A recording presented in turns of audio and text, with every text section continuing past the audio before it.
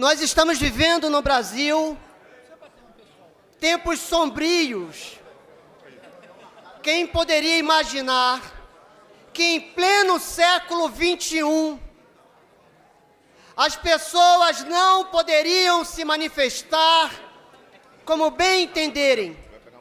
Quem imaginaria que em pleno século XXI nós não teríamos o nosso direito de questionar, resguardados, defendidos? Quem poderia supor que as pessoas que mais gritam por tolerância são os mais intolerantes, são aqueles que mais rotulam, que mais desejam censura, que querem impor seus gostos, suas vontades, seus vícios, suas mazelas, goela abaixo da sociedade e daqueles que não se conformam.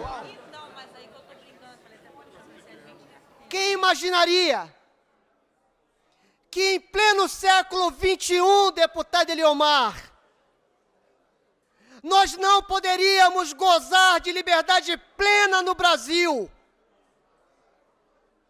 Quem poderia imaginar que um homem a quem foi concedido o poder de administrar uma função pública se colocaria acima do bem e do mal, mandaria prender, mandaria silenciar apenas pelo fato de questionarmos alguma coisa que estamos em dúvida?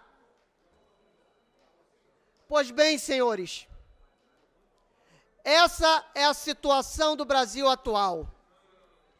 E fugindo absolutamente às minhas características, e para não perder nada do que eu desejo falar neste momento, é que eu escrevi esse texto que agora passo a ler.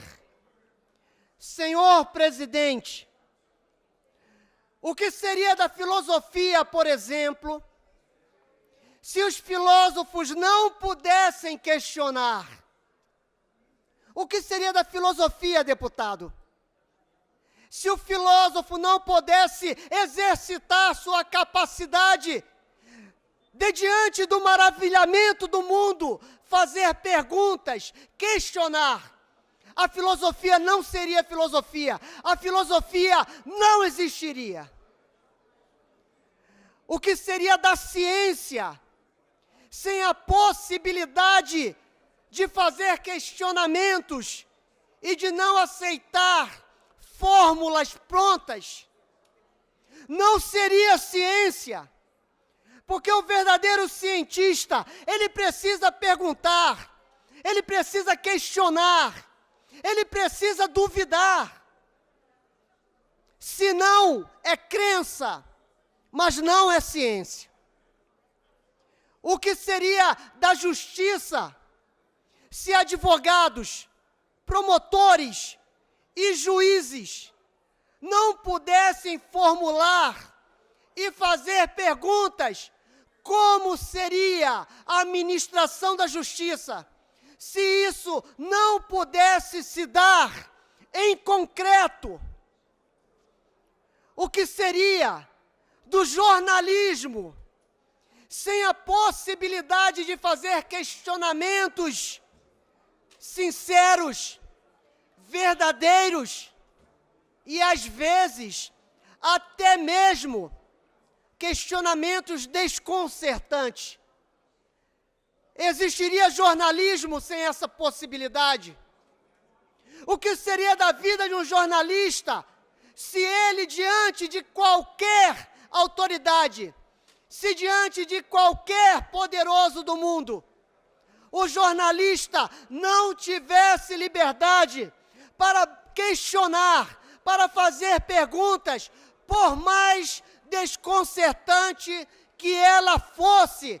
Não existiria jornalismo sem esta possibilidade. questionar é algo que nos diferencia dos animais. É próprio do ser humano fazer questionamentos diante das mais diferentes situações, desde que o mundo é mundo. Existe Deus. De onde vem o fogo? De onde vem o frio?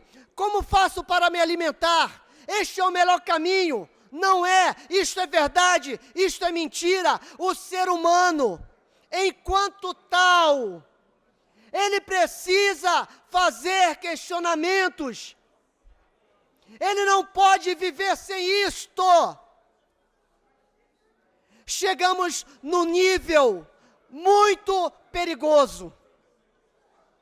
Muito. Pois somente socialistas, comunistas e globalistas podem questionar e falar o que bem entenderem.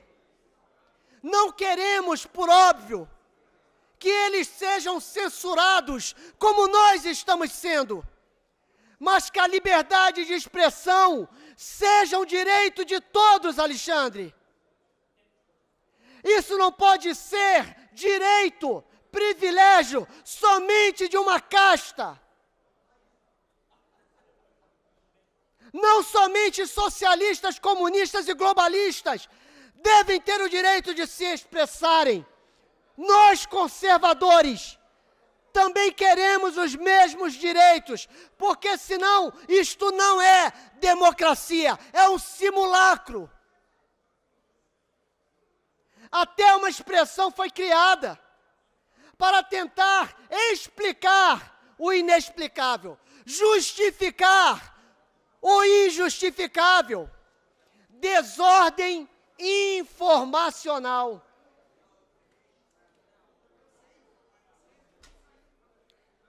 Censurar questionamentos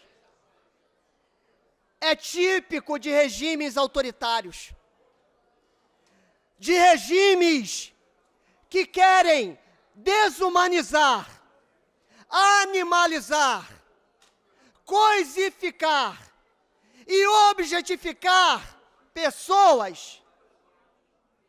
Mas numa democracia, isto não é cabível, não é concebível isto.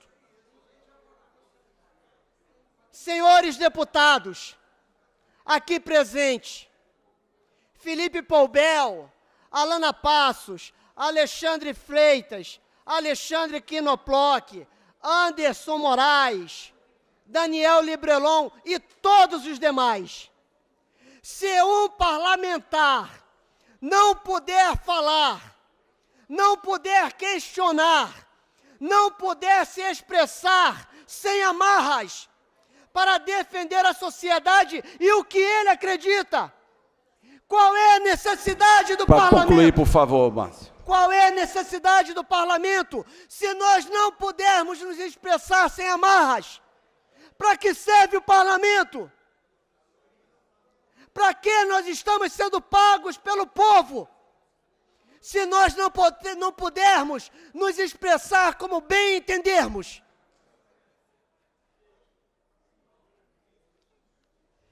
Eu não concordo com isso, senhores. Eu não concordo com isso. E não esperem, enquanto católico, enquanto cristão, enquanto sabedor que o cristianismo chegou ao século XXI, por meio da coragem do martírio de muitos homens e mulheres, não esperem de mim uma aceitação desses erros de forma bovina, medrosa e oportunística, porque são os nossos direitos e as nossas prerrogativas mais basilares que estão em jogo, deputado. Apesar de eu não concordar com o vosso posicionamento de esquerda, eu respeito o direito que Vossa Excelência tem de se manifestar como bem entender. Eu não posso lutar para que Vossa Excelência tenha seus direitos cassados, censurados, silenciados, tolhidos. Eu não posso fazer isso. Mas a recíproca, ela precisa ser verdadeira, justa. E não é isso que está acontecendo neste país. Não é. É grave, é gravíssimo. No primeiro momento, nós somos rotulados. No segundo momento, nós somos silenciados. No terceiro momento, nós somos presos. E no quarto momento, começa a chacina. A história está aí Deputado para Márcio, quem quiser. para concluir, por favor. Sendo assim, senhor presidente, diante deste quadro de obscuridade, nebuloso, o meu voto é contrário. E viva Cristo Rei!